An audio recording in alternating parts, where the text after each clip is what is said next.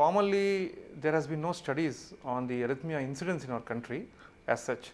There have been some studies on sudden death, but not on arrhythmias as such. But in general, if you take any general clinic or general hospital admission, 1 out of 10 every cardiac admissions or cardiac patients would have arrhythmia in general. See, the most important thing, there are a lot of patients with arrhythmias, and there are a few doctors with arrhythmia knowledge in each city. Now, the biggest problem is the bridge between these two. One of the biggest barriers, number one, I would say, is the awareness. The awareness among the patients, among the general people. Second thing is the awareness among the general practicing doctors, and because they are the first line of care between the patients and the healthcare, and it is important for them to be aware.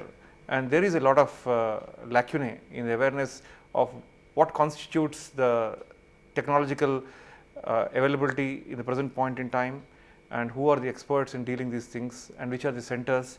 So hence, and also there is a lacunae in the knowledge about the arrhythmia related issues.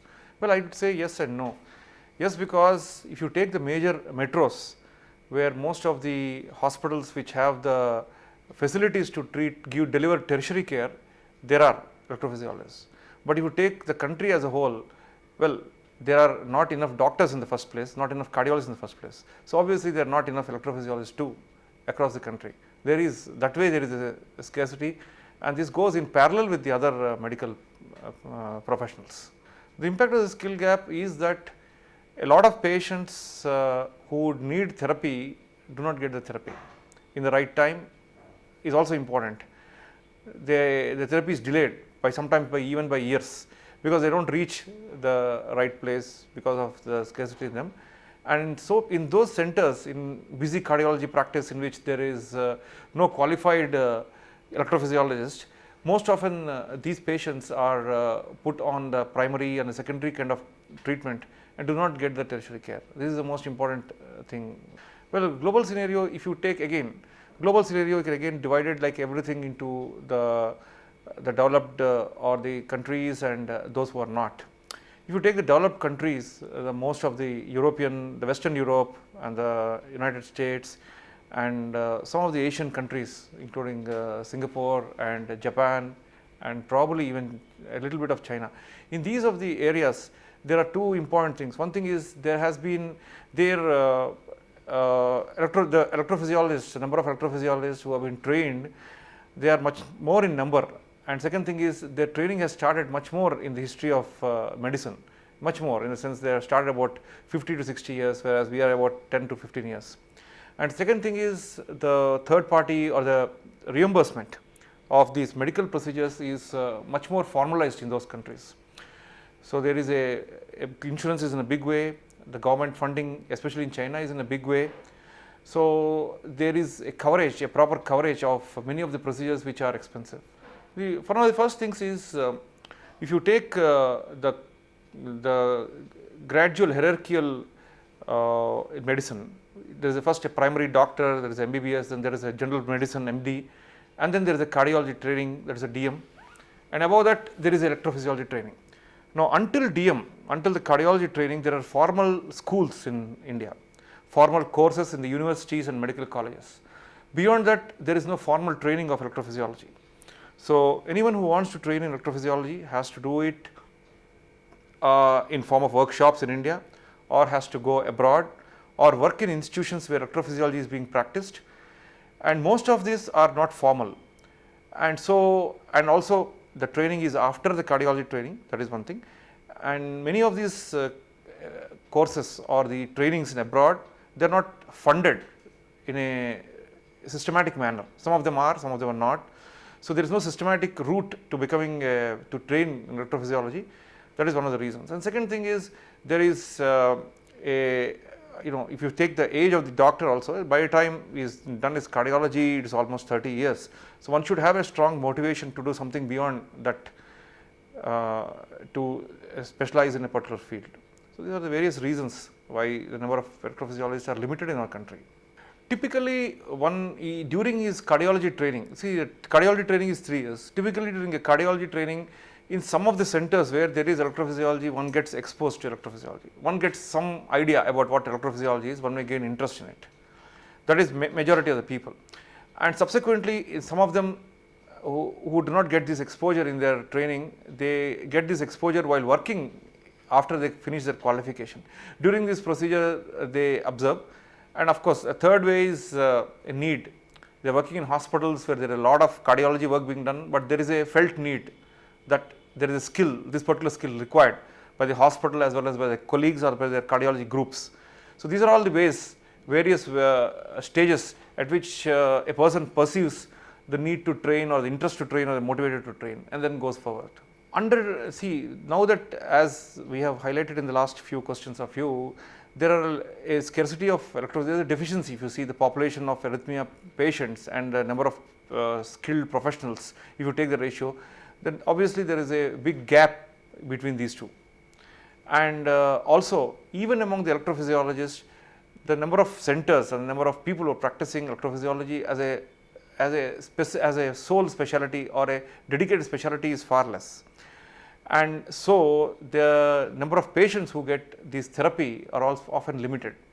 And also, not only the number of therapy, because it requires dedication, the kind of therapy they get also, the state of the art therapy, some of them which take long hours or long period of time, all this they get seriously curtailed. Well, heart failure is a general thing where the heart is unable to meet the demands of the body, and this is called as heart failure. And typically these patients are breathless, they have swelling of their feet, unable to lie down in the bed in the night because they get up and they feel better on sitting position, and their cardiac output is less, and all these are the typical symptoms. Now, typically all these patients need to get, there are basic evidence based medications which they need to get as the primary thing, and they need to get evaluated, because some of the cases of heart failure are pretty much reversible. That means they can be completely reversed normal. If there is a blockage in the artery which is causing heart failure, removing the blockage can reverse the heart failure.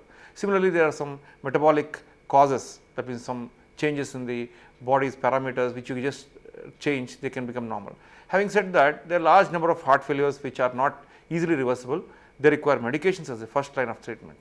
And beyond these medications, there are some specific therapies which include pacemakers, which can cause increased pumping of the heart. So, this is relatively, I should say, not new, but relatively new, because it has been there in the last 10 years or so, the cardiac resynchronization therapy, or these are the CRT pacemakers, and they help in a big way.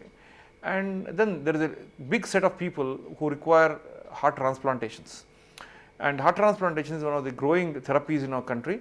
Very few centers are offering it, but again, there are some subset of the patients who can be helped only by transplant, and that's why there is a lot of data and lot of messages going around of organ donation and organ transportation and timely implantation. So, this is one more things. Apart from these, there are expensive assist devices, extremely expensive, costing 50 lakhs to 1 crore. These are the assist devices. These are also can help in heart failure, but as you can see, country, they are of limited usage, and there is a lot of scope for them in the future. There are a few mechanical pump and assist devices available, which they are basically not used as a sole therapy, but they are more of a bridge. They can be used as a bridge to transplant. The person who is very sick and who needs a transplant, and these devices can be held, and they are so sick that at the present point at that point in time they are not fit to undergo a transplant. So, these devices they help as a bailout procedures, and then over a period of time the person can undergo transplant. Now, patients who typically are doing well, I mean they are just talking and relatively normal and without any disease, suddenly drop unconscious and they die. Now, this is a typical case of a sudden cardiac death, where there is hardly any time for anybody to do anything, and there is no previous clues to the family or to the treating physician that this can happen. So, these generally happen in patients whose hearts are weak, which are diagnosed by echocardiogram as weak heart muscle. there's LV, left ventricular dysfunction, or they can also occur in patients who have had myocardial infarction or a heart attack in the past, and which has left scars in the heart muscle and then leads to dangerous ventricular arrhythmias, and then leads to ventricular tachycardia, fibrillation and sudden death. Well, cardiac arrhythmia diagnosis and treatment and everything is really on a takeoff in India at the present point in time. Say, because there is an increased awareness at every level, at the students, at the cardiologists, as well as the physicians, and in the general patients too.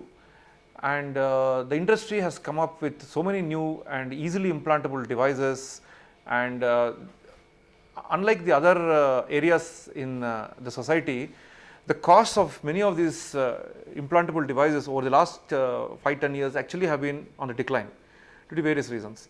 Now, so from now, and the economy of the country also has increased, the third party payment and insurance companies have also increased, and more importantly, the curative or the ablative therapies, they have really gained ground. They have become extremely cost effective because they are one time procedure. They can, some of the arrhythmias by this radiofrequency ablation can be completely cured, and these curative therapies have taken off in a really big way, and they are being available in many of the cities now, and they are also transportable and easily transportable equipment, due to which these arrhythmia therapies equipment can be transported even to small towns, and the therapies also have become very, with the learning curve has improved, and it's going to become much better. So I think there's a lot of scope for curative therapies, for sudden cardiac death devices, as well as for pacemakers, and as a whole, the diagnosis and therapy, I am sure there is a lot of positive things to look up in the next 5 years.